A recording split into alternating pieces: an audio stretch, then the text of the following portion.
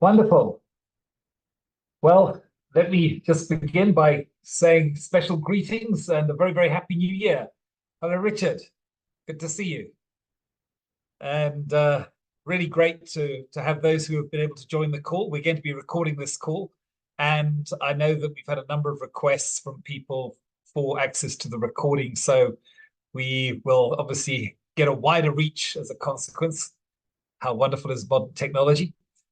But thank you so much for being here. And obviously, we want this session to be both informative and interactive. So very much there's going to be an opportunity for you to ask questions, and we will answer them as best we can. I'm very happy to have on the call the 4SA team. Carmen is on. She's our administrator. She's going to be dropping at different points, by the way, useful, we hope, links and other information into the chat box. So if I say things are going to go in the chat box, then please look there. Please make the copies that you need to make. And by all means, by the way, with all 4SA stuff, feel free to disseminate it, send it on, pass it on, spread the word, because what we count upon is obviously your participation in that sense and your partnership in that sense, so that we can really get word out and we can make sure that the campaigns that we are putting together to defend and uphold religious freedom are as effective as we possibly can. So let's just stop for a second. Is there some issue with my sound? Is that a problem for somebody? Are you struggling to hear me, or is that not a problem?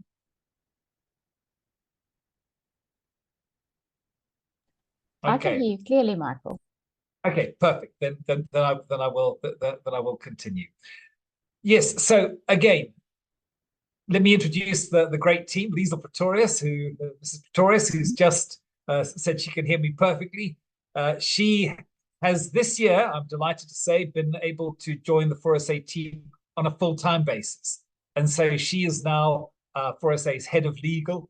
Liesl has huge experience. She worked for some years for another organization not dissimilar to us called Cause for Justice, and she was obviously working with us on a part-time basis last year, has made a fabulous contribution. So Liesl, welcome to you. Thank you for all the great efforts that you make. Thank you, Michael. And we also have Novokosi Zulu, who was really something of a tremendous godsend. At the end of last year, we were on a call and she was representing TISA, the Evangelical Alliance of South Africa. And at the end of it, she said, would we be interested if she was able to come and assist 4SA specifically in the work that we do? And really, that was a godsend and an answer to prayer. And so she's joining us on a consultancy basis and a contractual basis, and is going to be working basically on many of the things that we're going to be doing and adding her huge wealth of expertise to 4SA. So we are delighted to have her. I'm hoping also that she's going to be a voice of 4SA to different constituencies, particularly where African languages are spoken, which of course is certainly not something that an old Brit like me has ever had the opportunity to do well or do properly or do at all, for that matter. So we are just so grateful for Novokosi and for the perspective and the understanding of the expertise that she's bringing in. So welcome, Novo. Really great to have you as well. Okay, so let me start off, and I think what I'd love to do is to just spend a few moments at the beginning really looking at how 4SA works. What is the relationship that we have? What is the value that we hope to add? And I think that many of you will be aware, as I was for many years, is that we live in a society, in a context where the political process and the lawmaking process very often is not at all a reflection of the views and values that we hold. And frankly, sometimes it is contrary to them and potentially even erodes them. And that for me, as I sat with my pastor's hat on, I've been an ordained pastor since 1990 for many years, that was a big concern. And although I know that many of you do get involved in these processes. I think one of the challenges is that if you are called to be a religious worker, for want of a better word, if you're called to be a pastor, an imam or a rabbi, that's a calling. And it's very much a spiritual calling. And you should not be literally watching everything that's happening on the political, on the legislation, on the policy, the regulation space. And yet you're going to be impacted by it. And so on the one hand, that shouldn't be your focus, but on the other hand, it's something which is obviously very important for you to be aware of, because potentially it can impact very negatively on the calling that you have and on the work that you have to do. So 4SA, as you know, came into being as a consequence of, if you like, an attack on a particular church, where the Human Rights Commission basically told a specific church in Cape Town that they should remove certain scriptures from their teaching materials and send their pastors for sensitization training. And I think that highlighted the issue pretty clearly. So what we 4SA try to do is we try to really be the watchman. We try to keep a very clear eye on anything and everything that is happening in the legal space, whether that's legislation, policy, regulation, whether that's just issues that are going on, particularly if they have legal consequences, court cases and so on, where religious freedom can potentially be eroded. And then what we try to do is we try to then look at it, because sometimes it's pretty complicated. It's not always black and white. We're going to talk about the spy bill later, but the spy bill was by no means just a straightforward, obvious issue. You had to really look at what it was impacting and the different acts that it was amending to actually understand the significance of it and the consequences of it as well. So what we try to do is we try to look at things and understand them, and then analyze the level of threat to religious freedom as we see it, as we understand it. And we do have a board, which is fantastic. Some of our board members, I see Richard on our advisory board. Reg is also part of our legal team on the advisory board. Rob Hutchinson, who's been a fantastic help with DRSA to really just put the campaigns together. We do what we can to inform as many people as we can, as clearly as we can, and as simply as we can, what are the core issues that we're dealing with? Because I think that's really the most important thing. And then what we try to do is we try to then put, if you like, the tools for engagement, to facilitate engagement in your hands and in the hands of your constituency. Because the bottom line is this: the way that our political system and structure is currently staged, we will not have a political solution, if you like. In other words, there's no obvious political party or coalition of parties that is going to stand up for religious freedom rights and to really understand the perspectives that we have as faith communities. But what we do is we have a very, very important opportunity to engage with the process, because our constitution embeds the necessity of government always opening up whatever they're doing in laws and policies and regulations to a public participation process. And that is our big opportunity to get involved. But let me say this: 4SA standing on our own, we are literally one small voice crying in the wilderness. What we hope, therefore, is that you and the constituencies that you represent will heed us, understand us, ask us as many questions as you like. We are here to serve. But then once we have given what we hope to be the way forward, so that we can actually come up with a campaign and a strategy to either defang legislation or policies or what have you that may be potentially dangerous, or even push things that are positive, that you will then engage and get behind that and really work, in a sense, together with us on that. That's the way that we hope that we're going to be able to work with you. We're very much here to serve. We're very much here to do what we can to make sure that the faith climate of this country, the legal climate specifically, is kept sufficiently clear and safe so that we can all live out our faith, our beliefs as we see fit, in private and in public, and of course pass on those beliefs very importantly to our children. So that is the essence of what 4SA does. That's what we intend to do. We certainly hope that we're going to be able to partner more and more effectively in the future, because I do believe that we have found something of a golden key in the public participation process, because there is a body of law from the Constitutional Court, as well as obviously embedded in the Constitution, which says that government must follow a process of meaningful public participation. That means that they can't just open it up, tick the box, close it, done and dusted, and ignore everything that happens. And if they do, then potentially they're open to a challenge on process, never mind whatever the other legal issues, say, of constitutionality might be in any given situation or any given law.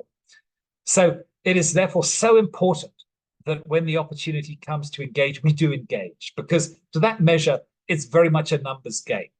You know, the more people who engage, the more people who basically make submissions when the opportunity is there, the more people that write, the more people that engage with these issues, the more strength we have, in a sense, to push back against things that we can see are not going to turn out well if they go through and if they become in force and enforceable. I want to touch briefly as we open up on the hate speech bill to give you a status on where that currently is. As you may be aware, that was ultimately passed by both houses of parliament. So the National Council of Provinces, the National Assembly, both houses of parliament have passed that bill, and it is now going and sitting literally on the president's desk awaiting his signature. That's a pretty concerning thing when you look at what the bill still consists of. Almost no suggestions, proposals, amendments that were put forward by the faith community over 3 public participation processes, which were substantially and substantively engaged in, were taken into account. So, for example, when this bill was first started, and that was back, I think, in 2017, the Department of Justice put forward that there should be a 3-year sentence for a first offence. Everybody said no to that. They then amended it. They put it to I think it was then a 5-year. But the National Assembly, when it was before them, and despite another over 100,000 submissions to the contrary, they just arbitrarily increased the first offence sentence, the maximum jail sentence, to 8 years. And now the National Assembly, we all again climbed in and we said no, because again, should you be sent to jail for a long period of time for saying something which might cause somebody substantial emotional harm? We absolutely said no. Over 250,000 people in total said no. And yet this is what we've ended up with. So government have not done what they are constitutionally obligated to do. So the matter now sits on the president's desk. It's a very dangerous piece of legislation. But there is one final opportunity that we can have, and we do have, to put pressure on the president, and that is to write to him and say, we believe, and not just we, but literally just about every single person who has a knowledgeable legal voice and who made submissions believe, is that the bill in its current form is unconstitutional, particularly because, for instance, it does not define even what hate is. And in the Prevention of Hate Crimes and Hate Speech Bill, you would think that the definition of hate would be something that would be clearly defined, but it's not. It's open and therefore potentially open to serious abuse if ever it gets to the place where a judge has to try and make a view on it. Plus, many of the clauses, for example, substantial emotional harm, are totally subjective. And the defense for religious freedom is, as we have said before, circular. In other words, there's a protection for you from being basically put up on a charge or convicted of a charge of hate speech if what you said does not amount to hate speech according to the definition of the bill. That is no defense at all in reality. So it now sits before the president, and we believe with very good grounds it is unconstitutional. And he has a prerogative in the Constitution, according to Section 79, where he has the opportunity to send it back to the National Assembly for reconsideration if he believes it's unconstitutional. And even if they send it back to him, he can then refer it to the Constitutional Court for a declaratory order on its constitutionality. We are urging everybody to write to the president to urge him in turn to exercise his constitutional prerogative and to send it back. We need to delay this bill because once this is enforced, by the way, once he signs it, the law is in force and enforceable. And yes, we and I think many others will immediately start legal action to challenge it, both on its constitutionality and, very importantly, on the fact that the government has not followed due process. But that's a time-consuming business. It starts off in a high court, it goes to the Supreme Court of Appeal, then to the Constitutional Court. It's a very expensive business. And so I want to encourage and urge everyone to use whatever influence you have. We have on our website a very simple one-click through. Again, DRSA have been helping us with this, to write to the president to ask him and urge him to exercise his constitutional prerogative. I can say this. I know for a fact that organizations representing some 16 million people from the different faith communities have already combined to send a letter to the president asking him to do that very thing. So in Kululeka Yazizwe Association, which is a very significant grouping of traditional African spirituality churches, about 10 million people represented in 65 denominations, they have signed the letter. SACOF, which is, again, probably the largest independent Christian charismatic Pentecostal church grouping, they've signed it. And also the United Ulama Council of South Africa, representing most of the Islamic faith, they have signed it. So there's a lot of pressure being put on the president right now to not sign this bill. If this bill is not signed when the election comes, then it's going to fall off the cliff. And that's what we want. We do not want this bill to be signed. So again, please, this is an opportunity to engage. I think Carmen will have dropped the link into the chat group. So please get involved in that. Just a quick one. Any questions specifically on the hate speech bill and where things are at and where to from here?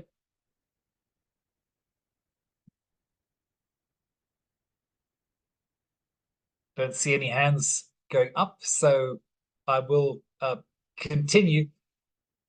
The next thing that we are engaged with, and this is again a very significant piece of legislation, it's called the General Intelligence Laws Amendment Bill, GILAB, otherwise known as the Spy Bill. And essentially, this bill is going to amend various other acts. But effectively, what it's doing is it's going to be significantly restructuring and potentially literally making South Africa a full-on surveillance state. It is the death of privacy, because there are multiple ways that government can now, if this bill goes through as is, the definitions are so broad and so wide that they can literally, for just about any reason or no reason at all, they can engage and basically say that you are subject to a security vetting process. Now, let me just say this. Yes, of course, government has the right to make sure that we protect ourselves from legitimate spies.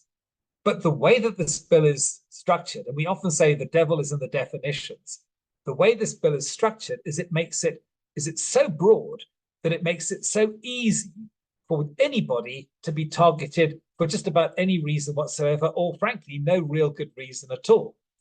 It literally represents the death of privacy. They can access all relevant data on you if they decide that you may be a security threat. So think your emails, WhatsApp, Facebook posts, Zoom calls, recordings, phone conversations, your financial records. They can literally access anything. And the problem is this, that they don't even need to get any kind of permission to do so. You know, in other types of legislation, for example, if there's a fraud investigation by the police or the Financial Intelligence Service, these are subject to the scrutiny of courts. But this is not the case if this bill goes through in its current form. You could be investigated in detail and in depth and not even be aware of it. Secondly, of course, you will need to have a security clearance certificate issued to you. And presumably, if you don't have one, then that would be grounds to actually shut down your operation. So who knows how this law can be applied? But let me just give you some of the vagaries that we are deeply concerned about. Because again, once something is in force, even if it seems to be benign, it can quickly turn cancerous if it falls into the wrong hands, or it's used perhaps for a purpose for which it wasn't originally intended, but it is nevertheless legally prescribed to be able to do. So any person or institution which is considered of a national security interest, well, what that means, according to this law, is that it engages in activities inconsistent with the principles set out in Section 198 of the Constitution.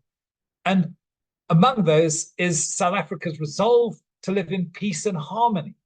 And if that is the case, you may be deemed to be a threat to national security. Well, what is a threat to national security? Again, the bill defines it as any action or omission which may potentially cause damage, harm, or loss to national security. And national security is again defined as any threat, potential threat, any opportunity, any potential opportunity to the threat and the security of the public or its people. So think about that for a moment. That is unbelievably vague. And again, the problem is that it can therefore potentially be used for the wrong purposes. Another thing which we're deeply concerned about, of course, is the speed with which this law is apparently seeking to be passed. So one of the things that we are concerned about is that it sat before an ad hoc committee for some months last year. And then all of a sudden, on the 17th of December, when everybody was on holiday, they open up for public comment and they close it. So this first period of public comment closes at present on the 31st of January. So I think people are literally coming back to work, many people this week, to realize that they've got a very complicated piece of legislation that will literally eliminate privacy, will potentially be used to cherry pick so that it could literally be a kind of a backdoor type of state regulation of religion. And now they've got literally not even 10 working days in which to come up with their views on this and to make submissions for this. That is already problematic. And the committee has said that they want to push this through and sign it into law before Parliament ends. Now, the elections are probably going to be in May, but that means that this is literally on the fast track to be passed. Now, the only way that we're going to be able to stop this is if we, in numbers, push back. I think the first thing we need to do is we need to be asking for an extension to this first stage of public participation so that we can at least meaningfully engage with it. Because to allow what is an effective 2-week period for something that is this wide-ranging, this broad in its application and potentially detrimental effects is simply inadequate. So we want to encourage people to write, and we're going to be putting out the details of who to write to on that. We're trying to get big organizations to write, particularly to ask for extensions. But the other thing that we can do is we can also make submissions on it while the public participation is open. And again, on the 4SA website, and Commons going to be dropping the links in now. We've teamed up with DRSA again on this one, and it literally takes 2 minutes through the DRSA platform to make a submission and to have your voice and to make your voice heard. We also have downloadable documents for individuals and organizations that you can amend. You're willing to do whatever you want with it, but they're going to have the right address, and you can then send those off so you can have your say. But again, all this to say, we have to engage in these issues. If we sit and say nothing, then we wake up and we now have laws that are passed that can potentially be highly adverse to the interests of the faith communities of South Africa, and yet we're now stuck with them, or we're fighting very much on the back foot to try and overcome the worst of them. So there's a quick update for you on the spy bill. I don't know if any of my team have got anything that they'd like to add that I might have missed out, or anybody has any questions on that, by all means chip in.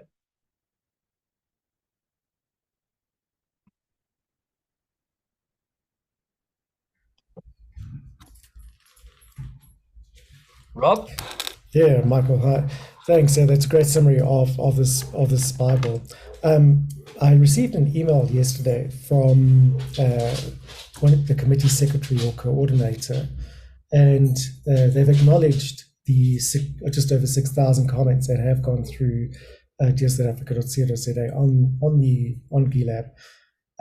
They say they're busy compiling them. They're going through all the submissions, and they've requested a summary of the comments done on the platform from myself. That indicates to me that they are moving forward quite rapidly on this. And normally they would take a month or 2 months to go through the comments and then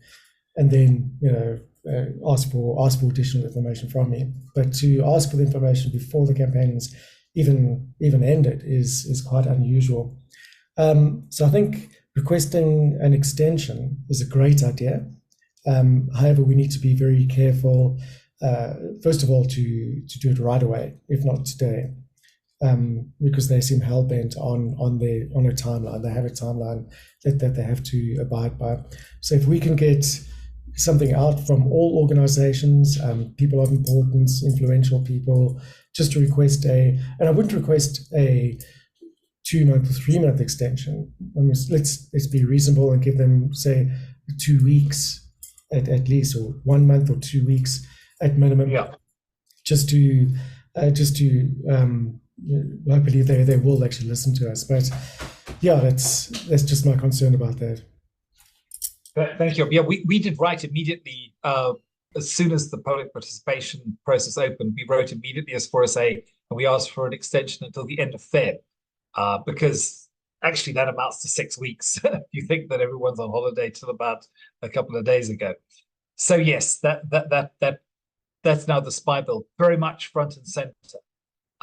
Another thing, and again, I really want to appeal here to religious leaders to engage in what is, I believe, one of the most significant elections that takes place this year. No, it's not the general election. It's the school governing body elections.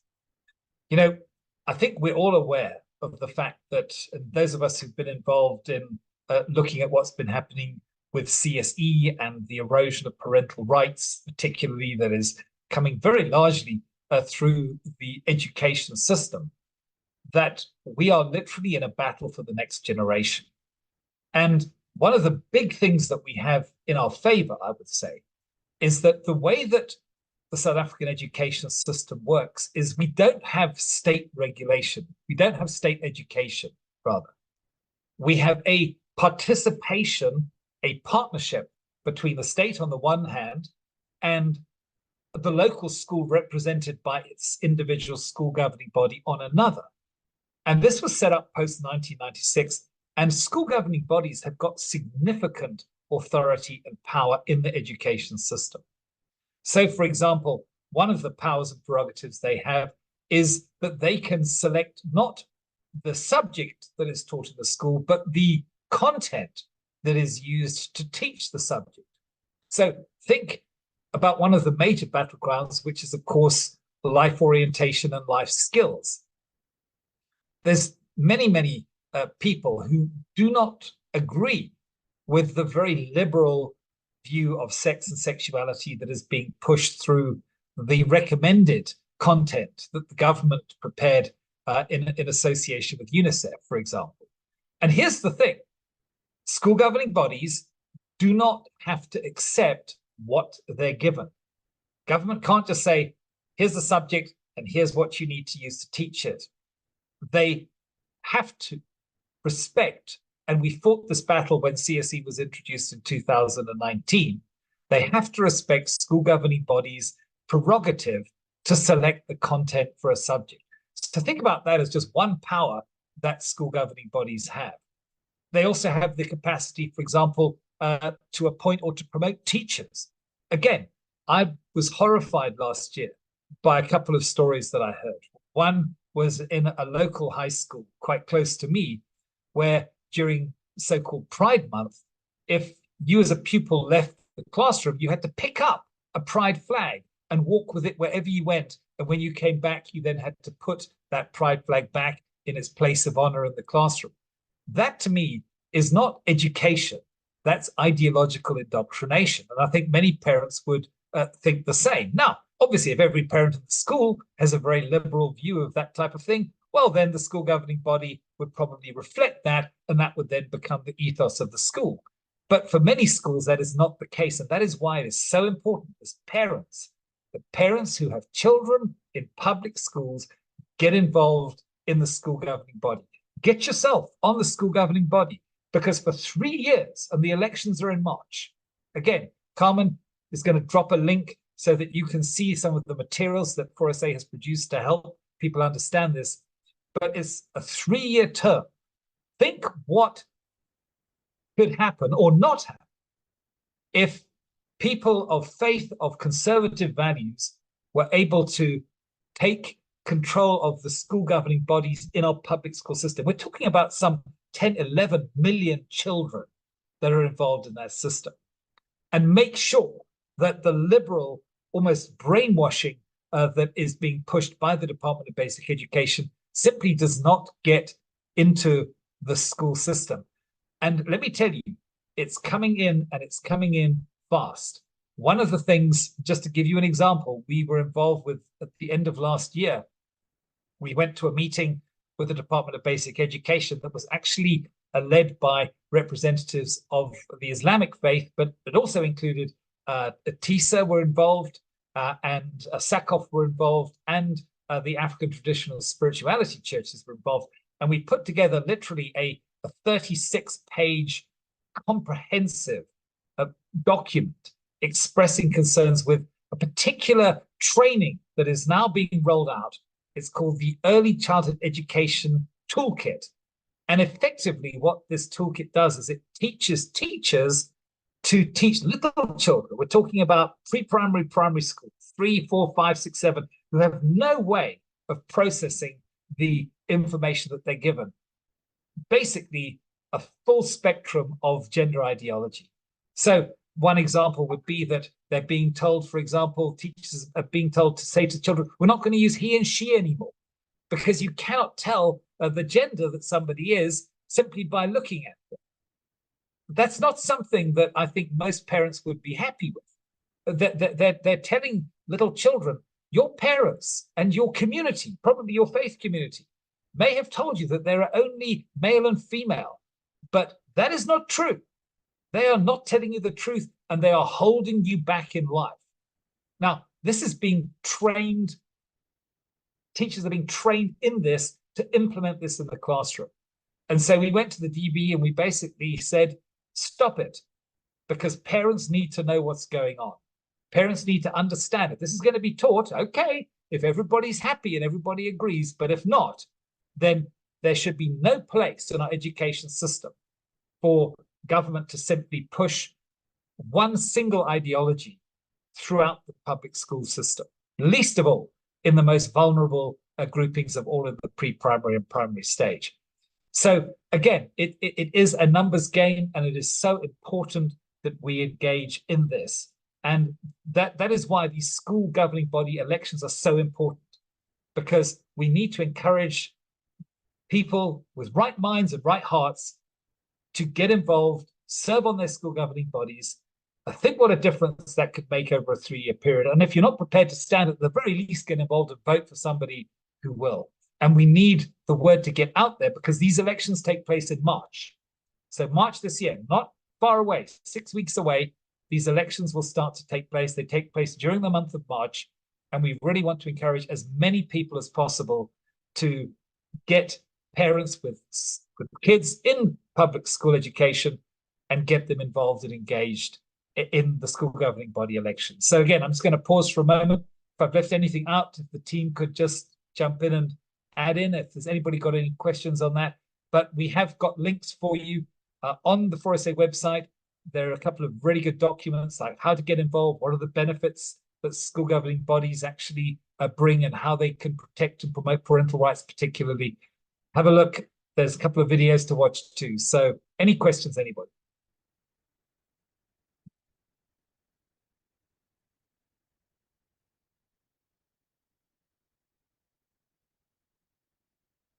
All right, wonderful. I'm keeping a little bit of eye on the time because I do want to leave just time for general questions. But what I did want to say is this, that one of the things that, speaking of elections, we will be doing is we're going to be doing an analysis of what has happened in terms of legislation, regulation, policy that has impacted religious freedom rights during this last parliament.